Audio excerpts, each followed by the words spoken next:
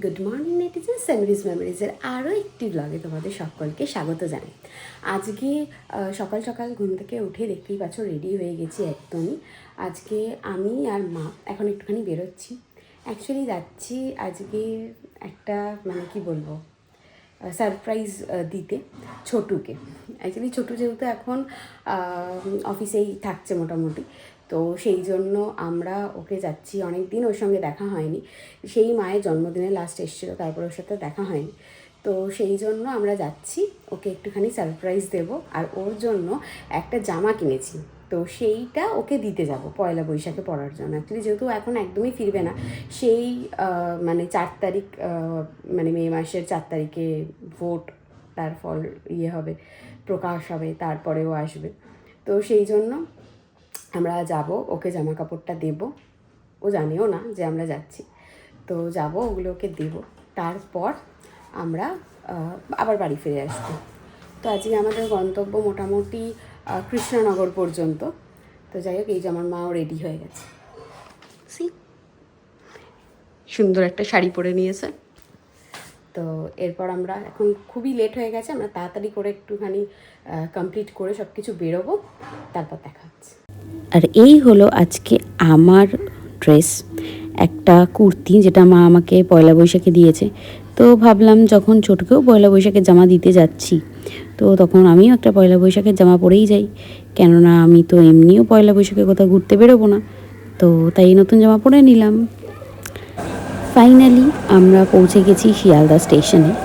আমরা টিকিট কাটলাম, টিকিট কেটে এখন আমরা ওয়েট করছি যে এই বোর্ডগুলোতেই দেখাবে আমাদের ট্রেনের নাম্বারটা, সেটা দেখে আমরা এগিয়ে যাব, যে কোন প্ল্যাটফর্মে ট্রেনটা দিচ্ছে সেই ট্রেনে যাব। বাসে করে শিয়ালদা এলাম, সে সময় কোনো ভিডিও করিনি, কেননা ফোন সামলাবো না, ব্যাগ সামলাবো না, মাকে সামলাবো, সব কিছু ব্যাপার ছিল। তো যাই হোক, এরপর আমাদের ট্রেনটা দিয়ে দিয়েছে অলরেডি, তো সেই ট্রেনটা ঢুকছে। আমরা শিয়ালদা কৃষ্ণনগর যে এসি লোকালটা আছে সেটাতে যাওয়ার কথা ভেবেছিলাম, তার কারণ বেশ গরম, আর তাছাড়া অনেকটা রাস্তা যেতে হবে। তো সেই জন্য এসি লোকালটাই ইচ্ছা ছিল যাওয়ার, যে ফেরার সময় যে কোনো ট্রেন পাবো, কোনো অসুবিধা নেই, কেননা টাইমিংটা যেরকম রয়েছে তাতে করে যাওয়া এবং ফেরা এই ট্রেনটাতে একটু অসুবিধাই হবে। আর তাছাড়া মেট্রো তো অবশ্যই আমরা যাতায়াত করি, কিন্তু এই এসি ট্রেনটা সেটা ঠিক কেমন সেটা একটুখানি আমরা এক্সপ্লোর করতে চেয়েছিলাম। তো সেই কারণেই এই এসি ট্রেনটাতে আমি আর মা একটুখানি চড়ে নিলাম, যে কেমন লাগছে চড়তে এসি লোকাল। যাই হোক, আমাদের ট্রেন আসার পর আমরা উঠলাম। এখানে আগের ট্রেনে যারা প্যাসেঞ্জার ছিল তারা সবাই নেমে যাচ্ছে। তো আমরা এই সিটটাই চুজ করলাম বসার জন্য, এই জানলার ধারটাই চুজ করলাম বসার জন্য। তো ট্রেনটা সত্যি বেশ পরিষ্কার পরিচ্ছন্ন অন্যান্য ট্রেনের থেকে। এসে বসে পড়েছি কৃষ্ণনগর লোকালে। এরপর ট্রেনটা ছাড়লে আমরা টুক করে কৃষ্ণনগর পৌঁছে যাব, ঠান্ডা ঠান্ডার মধ্যে। ট্রেনটা খুব সুন্দর দেখতে, আর ট্রেনটা একেবারেই ফাঁকা, এটা সবথেকে একটা বড় ব্যাপার।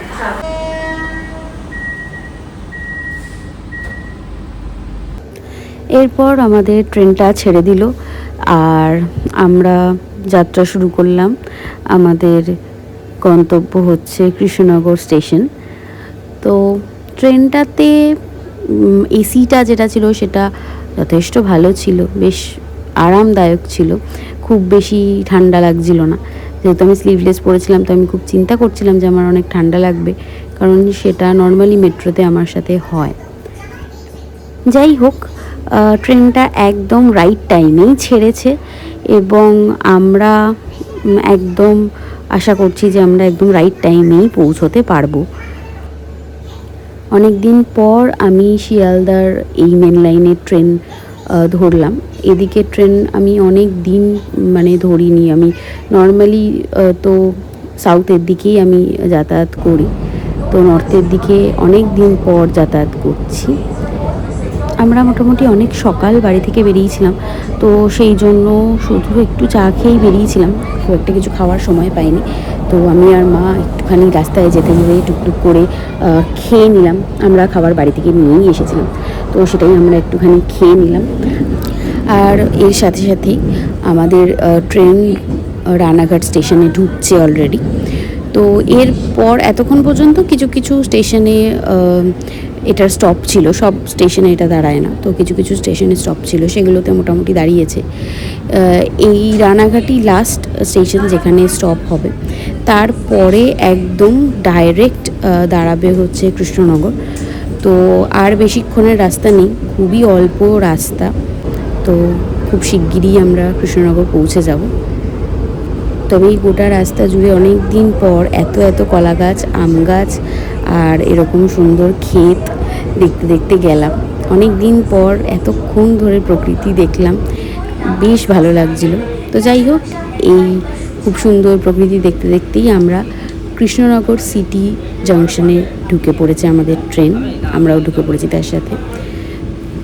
এরপর আমাদের এখান থেকে একটা টোটো নিতে হয়েছিল, সেই টোটোটা নিয়ে আমরা পৌঁছাবো হচ্ছে ছোটুর অফিসে। তো আমি আর মা দুজনেই টোটোয় উঠে পড়েছিলাম। প্রচণ্ড রোদ ছিল বাইরে, এতক্ষণ এসিতে ছিলাম বলে বুঝতে পারিনি, কিন্তু প্রচণ্ড রোদ ছিল। তো যাই হোক, মোটামুটি আমি আর মা গল্প করতে করতে পৌঁছে গেলাম ছোটুর অফিসে। আর এই হলো ছোটুর অফিস। এর আগে রানাঘাটে আমি আমার বাবার অফিসে গেছি, কিন্তু ছোটুর অফিসে আমি এই প্রথমবার এলাম। তো যাই হোক, এটা যেহেতু একটা সরকারি অফিস, তাই এটার বেশি ভিডিও আমি দেখাবো না। তো আমরা এখানে মোটামুটি পারমিশন নিলাম, নিয়ে আমরা ভেতরে গেলাম, কারণ পারমিশন তো নেওয়া উচিত। তো আমাদেরকে এমনি ভেতরে যেতে দিল, কিছু তেমন বলেনি। তবে যেহেতু সামনে ভোট, তাই জন্য প্রচুর প্রচুর পুলিশ মানে ভর্তি ছিল। তো যাই হোক, এই হচ্ছে আমাদের ছোটু বেরিয়ে এসেছে। তো যাই হোক, ছোটোর সাথে আমরা টুকটুক করে ওপরে উঠে গেলাম, ওর ঘর অবধি যাব, আমরা গিয়ে একটুখানি বসবো। ফাইনালি ছোটোর জন্য আনা গিফটটা ওর হাতে তুলে দিই, আর ও দেখে বলুক যে কেমন লাগছে।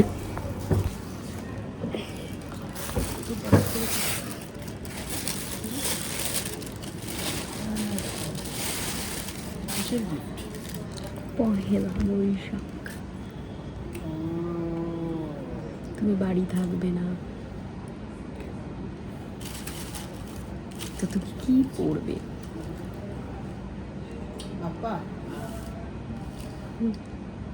পয়লা বৈশাখ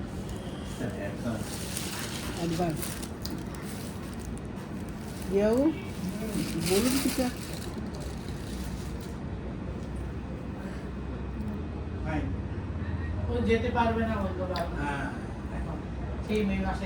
ছোটু তো জামা কাপড় পেয়ে খুব খুশি, তাই আমাদেরকে দুপুরবেলা ওখানে একটু কিছু লাঞ্চ করালো। ও বিরিয়ানি খাওয়াতে চাইছিল, কিন্তু আমি বললাম যে না, একটুখানি চাউমিনই খাওয়া, এখন আর বিরিয়ানি খেতে ইচ্ছে করছে না। ওরমই পাতা দেয়, ওই জন্য তো আমরা প্লেট কিনেছি ঘরে।